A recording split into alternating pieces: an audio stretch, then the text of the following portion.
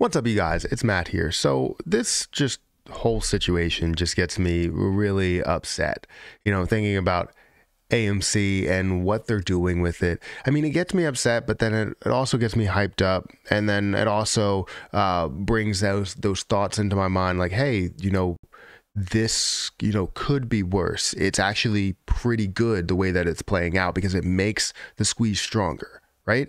So all in all, I'm having mixed thoughts about this, but I can tell you when you have down days, when you have days to where you're down 2%, 5%, 10%, it doesn't really sit well, in your stomach. But, like I said, in my heart, I understand where this is going to be. It's just taking a long time of getting there. So that's the issue, is that a lot of people know that this will take a long time to get to where it is because of the way that it's playing out. But let's dive into the detail here, just a little bit of detail. Make sure you guys hit the like button, also hit the subscribe button for more videos like this one, and make sure that you check out some of my other channels. You check out the links, you check out my my Discord, my Patreon, all that stuff.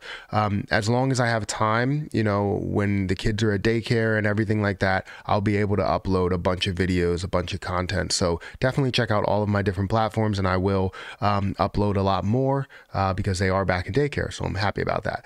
But yeah, hit the like button. Let's go ahead and talk about AMC here. We're going to talk about, oh, this flies back. Oh, great. Perfect. We're going to talk about AMC here. Let's look at the Fintel data. We understand that they are shorting it, right? We understand what the price is right now. It's currently $3.41. So we have about 20 minutes, 19 minutes until the market closes. But we look at this and we could see on the 1st, they shorted 55%. On the 30th, they shorted 59%, almost 60% there.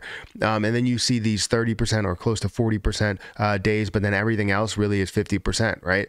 They're shorting it. They're continuing to short it. If you think that they're not, it's ridiculous to think that way, because they are, right? We see the buying pressure and how the buying pressure reacts. We see the selling pressure and how the selling pressure reacts. But the way that this moves in such a way that it decreases so fast after increasing a lot, just doesn't really make sense. They say what goes up must come down, but when things have this much strength and this many people that are holding it, that's not really the case, right?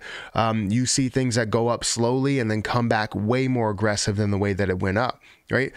Makes no sense. The only way that it makes sense is if they are shorting the position. So we look at some of the Ortex data. Let's go ahead and refresh this Ortex data so that we have most up-to-date data. We can see that we have 103 million shorted shares that's out there, 20% short interest to free float. We're looking at 113 million shares on loan, while utilization is at 85. You could see that they borrowed around 1 million shares today, which doesn't mean that they shorted 1 million shares. They probably shorted a lot more than that. But they borrowed another 1 million shares to short in another time period or whatever they are using it for. But let's say majority of that is being used for shorting. Let's say 80 to 90% of that 1 million is being used for shorting. Everything else, they use for whatever else they can use it for. We can see the return shares, whether it's shorted shares or any other type that's actually returned, however they loaned out those shares. You see that that's 1.47 million. So it's showing that they obviously returned more than what they're actually borrowing. So they're painting this picture that they want to show to you. Don't fall for that bait by looking at that. But let's look at some of the detail here and what happened with AMC today. And we expected something big. I mean, the box office numbers for Venom, were pretty damn good. And seeing, Adam Aaron come out and say that, the box office numbers were amazing for AMC alone, seeing 3+ million people come out and watch movies is just amazing. And to say that the movie theaters are dead, that's not the case. I didn't believe that when they started saying that. I didn't believe it when you first started seeing streaming services. It just doesn't make sense. It's not in the movie company's best interest to do that. This fly is bothering the hell out of me. It's back. It's one fly. It's bothering me. But yeah, it's not in their movie theater's best interest to do that. You could see right now we're down 4%. Don't know if it will stay there. We might end up seeing a little bit of a comeback here, but you can see that it's a gradual, decrease downhill. You're not really seeing a crazy movement besides this movement where it was at 38. It opened up at almost $39, decreased all the way down to 36, 33, increased back up to 37, and then decreased and started to kind of level out, create that wedge, right? And now it's on more of a consolidation, but a downward consolidation. So you see here, we're at 4%. Is this anything to say, oh, you know what, I'm panicking, I'm giving up on the position? No. You can see here, 37 million shares worth of volume is nothing. That is nothing. And to see that much movement for that little bit of volume, you know that there has to be a ton of shorts and things that are happening behind the scenes that's actually taking place. We just seen an article, I saw it this morning. It probably was something from the past in the weekend or over the weekend. Bank of America, it's been proven to short, right? They're caught, red-handed shorting the hell out of AMC and positions, right? This fly is going to get it. I'm telling you. I don't know if I'll catch it, but it's going to get it. And that's just one picture of it. That's one, system, one institution that's actually caught. Now, what's going to happen with that position? What's going to happen with that company? Is anything going to happen to AMC because of it? That was the question. And no, I don't think anything will happen until the shorts decide to cover. It doesn't matter if all of their information is thrown out there, right? Until they decide to cover, nothing is going to happen, and they're not going to be forced to cover in any case. It's just not going to happen there. And if banks are included in this, then it ends up getting into a really bad situation where the government has to come in to basically say, hey, you know what? We have to bail you out because you're a big bank, and we need banks in order for this, economy to function. So that's where it ends up getting a little bit tricky when you look at something like that. But all in all, I mean, we understand the picture. Like, I understand the picture. I talk about it every day, or as many days as I can. You have a bunch of other people that understand what the picture actually is, and we can kind of navigate, and I guess they walk on thin ice. We can try and look at this overall situation and say, what's happening here? Are we going to get money? Are they going to end up winning? Are we going to end up winning? What's going to happen in that case? But really, it's all speculation. And I mean, nothing will happen until they decide to cover their shorts. I mean, and they're not being pressured to cover those shorts. So until they decide to where they're like, you know what, we can't handle this.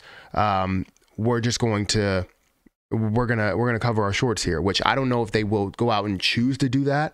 I think they're waiting for a bailout, right? Because if everything goes bankrupt, if everything hits the fan, if shit hits the fan, then they end up getting bailed out. And that's what I do and don't want to see. Because if they get bailed out, then there's no crash of the market, right? But we still end up seeing our side of it, right? There's no crash of the market. They end up, getting a slap on the wrist or whatever, but we still see our side of it because they're covering those shorts if they get bailed out. So it's definitely a dicey situation, that we're in, because, hedge funds, institutions, big banks, they don't want to be wrong, but we know that they're wrong, and they know that they're wrong, but they don't want to lose the money and be wrong. So they'd rather be wrong, get the bailout, have the money as that bailout so that they don't have to liquidate all their positions and crash the market. And it's crazy to say that one like business or organization or hedge fund or institution, really controls the outcome of, the stock market, or the outcome of a given day or a given month or whatever like that. You know what I mean? Like, it makes no sense to have a hedge fund control what every single person will do. Do you know? If they hold a crazy amount of stocks, and they hold a ton of assets, and they have fear, or there is fear of them liquidating all those assets, then you have a bunch of people that are getting scared. Not just retail investors, but you have institutions. You have political figures that are really like scared in what will happen. So then now they're fearful. So what will they do? Bail them out. Right. Anyways, I can talk about this, all day, but I'm not going to do that because I will talk your ear off. But make sure you guys hit the like button. Let me know your thoughts on this. Make sure you guys check out some of my other content. I do have a golf video that I uploaded today with me and my father-in-law. I think those videos really come out nice because, it's recorded in 4K. I love, just getting out and not thinking about anything, in the world besides that game. So definitely go and check that out. Also check out my MP Shorts channel, my TikTok, which has been making a little bit of moves lately. I'm up to 25K followers over there. So definitely go and check that out. But guys, I'm going to get out of here and I will catch you guys in the next video.